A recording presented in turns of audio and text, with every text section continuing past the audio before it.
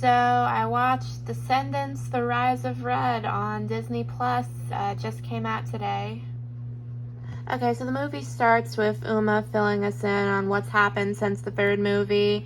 And apparently Malin, Ben, and Evie and Jay have gone off to explore new kingdoms.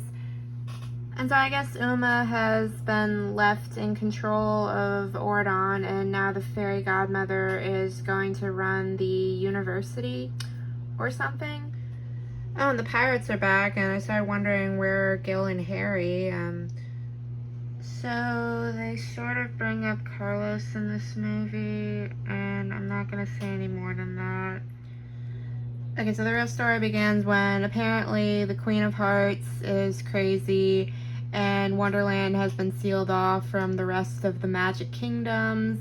And Wonderland is very strict, and so then he gives her the pocket watch, which is supposed to send her back in time to whenever she needs to be to get her best life. So anyway, Uma has invited Red to Auradon Prep, and Red does not think her mom is going to let her go. But then it turns out she's on board with this. Then they drive off in some sort of Jeep croquet cart towards the rabbit hole. So then we find out that the Queen of Hearts and Cinderella used to know each other, and something bad happened in the past that is the reason why the Queen of Hearts is the way she is. Oh, and they acknowledge that Chad is at college. So apparently there was this prank back at their old school, which was this school before it was called Auradon Prep. I do think the songs are nice so far. Okay, so the main conflict is that Red does not want to be forced to be the next Queen of Hearts like her mom. Then Uma comes out, and I guess Red's version of What's My Name was just for the promos. And so then the Queen of Hearts throws out a bunch of cards that unleash the guards and start restraining people. Red doesn't really want to sentence people to off with their heads, and Cinderella can tell that, but Red ends up sentencing Cinderella anyway because of her mom's pressure. Okay, so Red grabs out the pocket watch so she can maybe stop this mess from happening. So then Red and Chloe are sent back in time to when Auradon Prep was called Merlin Academy, and they meet young FG. Okay, so now they have a song about how they're in this mess and they need to work together.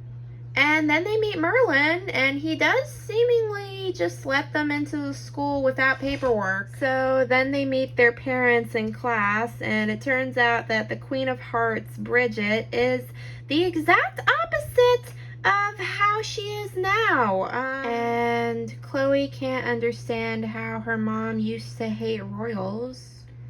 And so then Bridget gives everyone flamingo cupcakes, and everyone turns pink. So then we meet Juliana, I might be saying that wrong, Morgana's son, and young Hook, and also Mal's parents. And everyone calls Juliana Ursula's sister.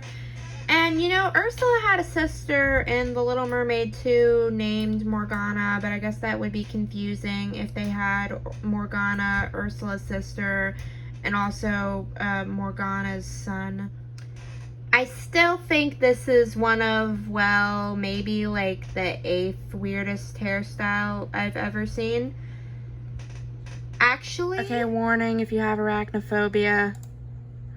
Okay, I stumbled upon stuff like this on Instagram, and it's just bizarre to me.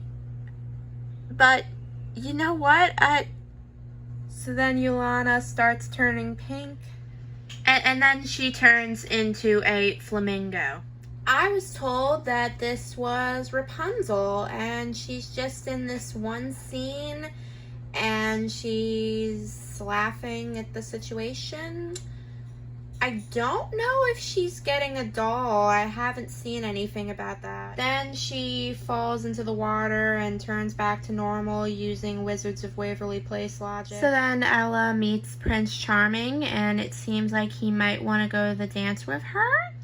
So then Ella says that her and Bridget should just go to the dance as friends and maybe that will lead to something. So now Red wants to find out more about Juliana because she thinks she's probably going to try to get back at Bridget for the flamingo thing. You know what, I remember Dizzy and Celia should still be attending Auradon Prep probably. So I don't know where they are. Dizzy and Chloe are cousins, so this is not the same person that played Lady Tremaine in Descendants 3. So then Chloe tries to help Ella, but she breaks a vase. But then she kind of learns how good people aren't always really rewarded, and Ella's step-family is awful. So then Red finds out where Juliana hangs out, and she sings a cool song, and then she says that she's gonna try to find the magic cookbook to get some messed up desserts for Bridget or something. Okay, pretty sure Cinderella is dead in this timeline. So now Red is saying that they should steal the cookbook before Juliana does, but Chloe says they should just tell Merlin, and quite honestly they could just tell Merlin that they overheard Juliana. They don't have to say anything about time travel or anything. You know what, I think that might be a plot hole. I'm not complaining. So then Chloe tries to get advice from her mom, but she actually convinces her to go along with Red's plan. So they try to break in and steal the book, but then swords start flying everywhere. So I think Chloe somehow guessed that whoever touched the cookbook would be judged or something, and the cookbook would freeze anyone who it considered to be the wrong hands. So then Chloe trusts Red with the cookbook, and so now they just gotta keep it away from Juliana so that she doesn't prank Bridget. So now they think it's time to check back in on the present, but I think I've seen enough time travel shows to know where this is going. So now they're back in the present day, and there are heart bubbles everywhere, and Bridget is happy. It's at this point where I check and see that the movie only has a few minutes left, and I'm like, well, that can't be it. And yeah, no, this is not over. So yeah, I forgot that they actually announced 2 new movies a few years ago. So I guess there's going to be a 5th Descendants movie, and this was just part 1. So yeah, overall, I thought this was a fun movie, although it did feel kind of anticlimactic towards the end, and now that I know that this is just part 1, it feels kind of off, but okay, I looked it up again, and Descendants 5 hasn't actually been confirmed yet, so I'm not sure what's going to happen, but at the very least, I'm going to maybe have to wait at least 2 years for more Descendants, since there were usually at least 2 years in between each of the movies. Hopefully we won't actually have to wait that long.